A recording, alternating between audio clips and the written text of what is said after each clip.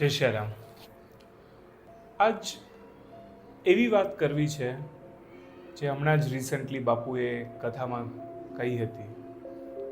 Etiquettes are good but not as શિષ્ટાચાર. આપણે એટિકેટ્સમાં એટલા અટકી જઈએ છીએ કે રિયલ લાઈફનું જે એસેન્સ છે એ ક્યાંક ને ક્યાંક છૂટતું જાય છે.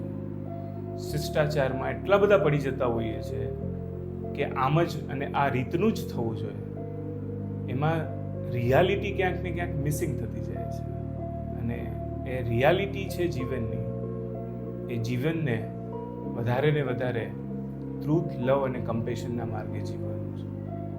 તો શિષ્ટાચાર કે સાચા ઈશ્વરની પરખ આપણે આ માર્ગ ઉપર ચાલીને જ કરી શકશું, ન કે આવા ખોટા શિષ્ટાચારમાં અટકીને.